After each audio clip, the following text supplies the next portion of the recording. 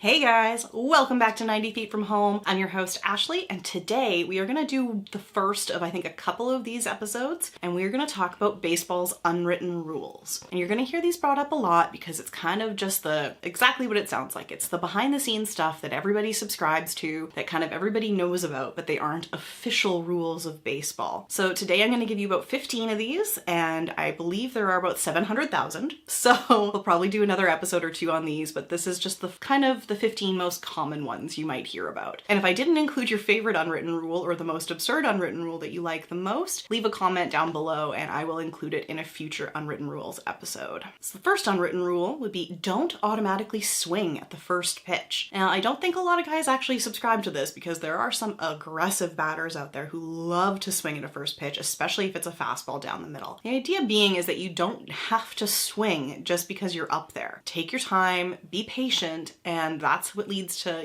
plate discipline, which will probably be its own episode actually. So yeah, don't necessarily swing at the first pitch you see. Be patient, get a feel for the pitcher. Don't be that guy who has to get out there and swing for the fences every time, because most of the time you're probably just gonna get a strike that way. Number 2 is kind of similar. It is don't swing at a 3-0 count unless you are sure you are gonna hit a home run. The idea here being is they would refer to a 3-0 count as a batter's count because that's 3 balls and no strikes. And it kind of gives you the opportunity to swing if you want to, because 1 strike isn't gonna hurt you. But it could also lead to a ground out or a pop out or another out of some kind. The idea of not swinging on a 3-0 count is that a walk is better than an out. So if you can wait it out and use that discipline to get to first base, you become a base runner and a better opportunity for your team to score. So be patient. Wait for that 4th ball and you become more valuable to the team that way. Now, of course, if it's a fastball down the middle that you can hit, swing for it. Hit that home run. But if you are not sure that you're gonna get a home run and you're just taking swings for the heck of it, you're not helping anyone. So don't swing at a 3-0 unless you're sure you're going to get it out of the park. Number 3 is don't steal if your team has the lead. And the idea here being not like a 1-run lead or a 2-run lead, because anybody in their right mind would steal if their team is not leading by 10 runs. You want to have as many insurance runs as you possibly can to ensure your team is going to win. I think the idea of this unwritten rule is that you shouldn't be stealing if your team does have a 10-run lead, because it just kind of looks bad. But again, and I think from common sense perspective, you want to win that game.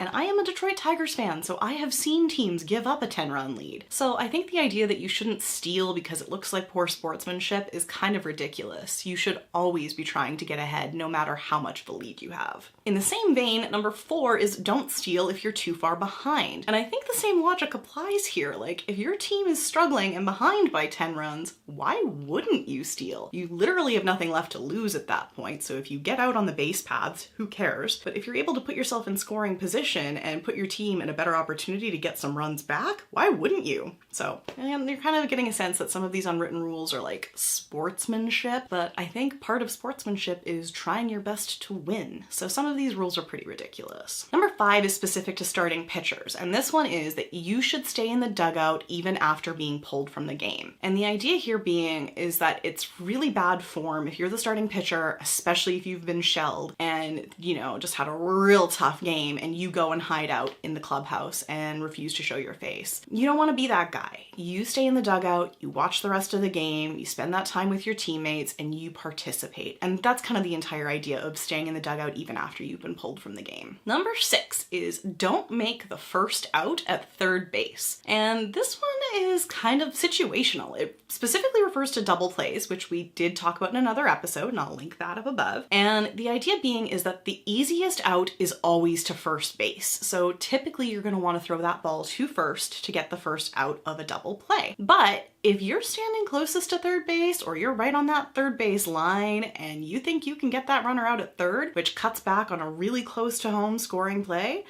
why wouldn't you? So I get that the idea is that the first base out is always the easiest, but I think that this rule is a little bit ridiculous too. Number 7, and this is a big one. This is one you'll hear and see all over Twitter, especially when people are trying to defy it intentionally. Never talk about a no-hitter or a perfect game while a no-hitter or perfect game is in progress. The idea of this one is that you are going to jinx that no-hitter by talking about it. And similarly, you're actually going to notice that none of the players on the team will talk to that starting pitcher when he is in the dugout. They will just pretend that that guy does not even exist. He is just shut out. He is iced. Nobody will sit near him. Nobody will talk to him. Nobody wants to be the person that jinxes or ruins a perfect game or a no-no while it's in progress. Now, lots of people, of course, believe that this is ridiculous. Others from the opposing team will intentionally talk about the no-hitter while it's in progress with the hope of ruining it while it's happening. But yeah, this one's just kind of old school and I like it. I tend to not talk about them while they're in progress. I will refer to them as the event which will not be named or look at the box score. So yeah, it's kind of a fun one. Number 8 is never bunt to break up a no-hitter. Now, I subscribe to this one personally. I think a bunt to break up a no-hitter is terrible. I think it's just such a sad way to see a no-hitter end. But at the same time, the entire point of playing baseball is to help your team win. And if you are good at bunting, and I will throw the video on bunts up so you can kind of find out about those and about the suicide squeeze and things like that. If you have a particularly talented bunter on your team who is able to lay down a perfect bunt to get a base runner on, of course they're gonna do that. And that's just what you do to try and win. Yes, it's a terrible and sad way to see a no-hitter end, but it is still legal baseball play and teams have got to do what they got to do to win a game. Number 9 is one that I had actually never heard of, but actually makes sense now that I think about it, and that is never walk in front of the catcher. Now, the idea here being is that if you walk in front of the batter's box to get to your position, you are, in sense, kind of showing disrespect to the pitcher, to the catcher, and to the umpire. I just think that it's, one of those things where people have just determined that the polite thing to do is to walk behind everybody to get to your place, and it's just the nice thing to do. So there you go, never walk in front of the catcher. Obviously you have to stand in front of them to bat, but I think the idea here being is that you take a different path when it comes time to get to the batter's box itself. Number 10, pretty self-explanatory, don't show up your teammates. You are a team, not an individual. You are there to help your team win. And yeah, it's okay to celebrate plays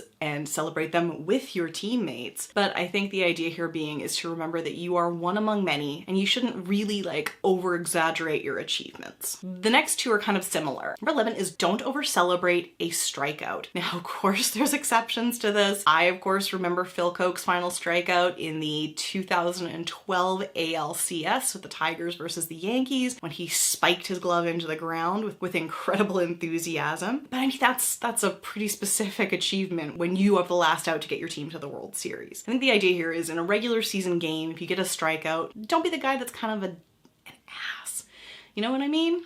And similarly, number 12 is don't over celebrate a home run. And you see this a lot where there's a lot of contention about this. Guys flipping the bat, guys kind of, giving a stare down to the pitcher, really pimping those home runs. And I think it's a lot of fun, but there is a lot of debate as to whether or not players should be allowed to celebrate those home runs. Number 13 is one we did an entire episode on, so yet again, it'll be up top, and that is the beanball. And in short, it basically means that you can expect that if your team's pitcher hits a batter on the opposing team, you will probably see one of the batters on your team get hit in retaliation. This can go back and forth, it's ludicrous. Anyway, go watch the video on that and it'll explain it in a lot more detail. Number 14 kind of goes hand in hand with that, and this is kind of a macho man's man kind of thing. It is if you are hit by a beanball, and I think this one is specific to beanballs that aren't directed at the head, don't rub the mark where you got hit by a pitch. I think this is just to kind of say you're a tough guy, it didn't hurt you, and also to make it appear that you aren't bothered at all by the other team's pitcher hitting you with a ball.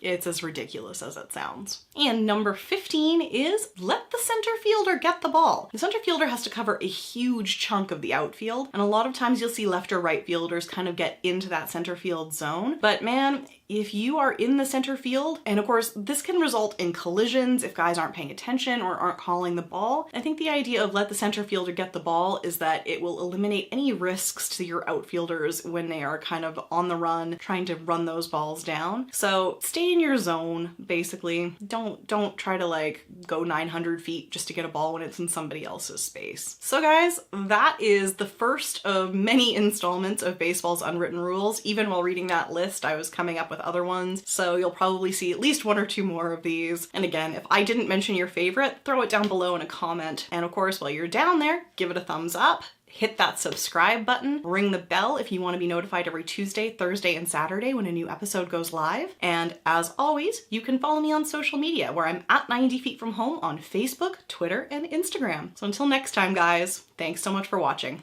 Bye!